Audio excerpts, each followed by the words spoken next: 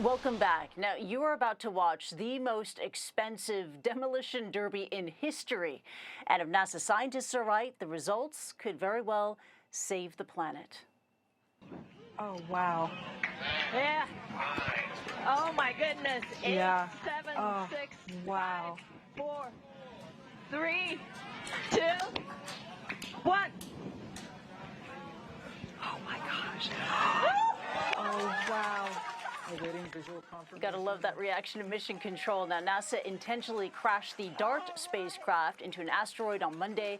The intentional collision of the unmanned craft was designed to see if humans can bump an asteroid off course if it's heading for Earth.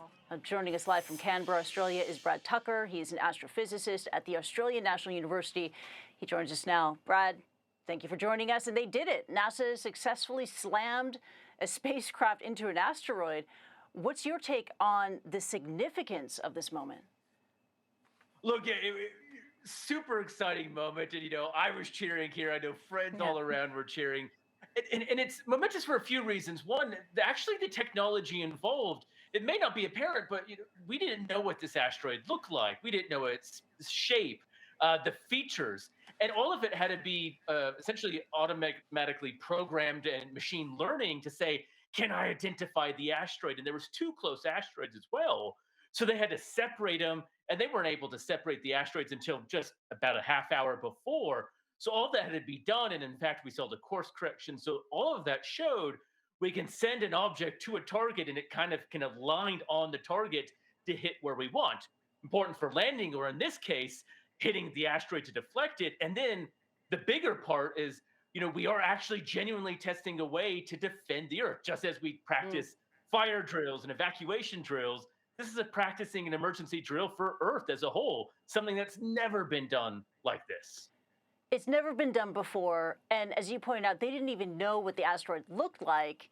And yet the collision was a success. But did it nudge it enough? Did it move the trajectory of the asteroid? Look, and that's the big $300 million question in this case. And it's going to take some time to understand that. Obviously, we saw it hit, and now telescopes all around the world, as soon as that moment hit, have been monitoring this system to see how much it changed. And one of the reasons why there are two asteroids that have been chosen in this system is that as you hit that smaller one, it's going to change its orbit around the bigger one. Now, that's something we can monitor quite accurately from Earth repeatedly. So over the coming weeks, we'll know that very clear answer how much it would shift it by. We kind of estimate that it would shift on the order of 10 to 50 or so kilometers per year. That would be the shift in its orbit. Doesn't sound like a lot, but that's enough that over years it drifts quite far away. So we'll know that answer, in pretty clear time, and that will then guide future missions, designs, and planning. Because if you know how much you shifted it by, then that will tell us how far away do we need to find the asteroids. Do we need to find it 1 million kilometers away or 1 billion kilometers away? That's a very big difference in terms of the search effort that will be needed. Yeah, and that's why scientists right now, they're just waiting to get the quantitative data before they can come up with that answer that we all want to hear. But already some data has come in. The first images have come in of the asteroid targeted by the DART mission. One scientist called it adorable, said it looked like a little moon. What will scientists be looking out for, when they do the image analysis? What can they glean from the imagery? Well, that's right. And we kind of already saw in those, as you said, in those first images, you kind of saw that bouldery, clumpy feel. Now, asteroids can kind of be solid bodies, more like you would think of the Earth or the Moon, or in this case, loose piles of rubble, kind of like a ball of mud that has bits to stuck in it. And now, in recent times, we've had the Hayabusa 2 mission, the Japanese mission landing on the asteroid Ryugu, NASA's OSIRIS-REx landing and both taking samples from the asteroid Bennu.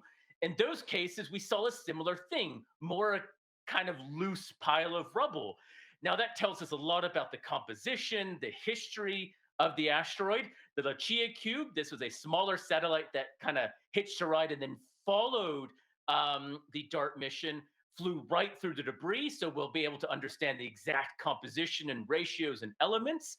And then even further down the road, the Hera probe, a European probe, will land in the crater, kind of doing a forensic analysis almost of the impact. So we can learn a lot about asteroids and their composition, and that's another big key to this.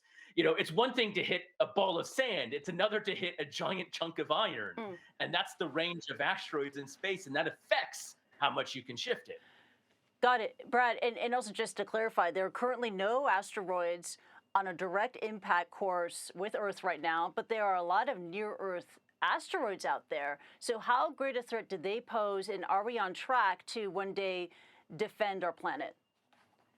Look, that's exactly right. We don't know of one that we're worried about, but you want to be prepared.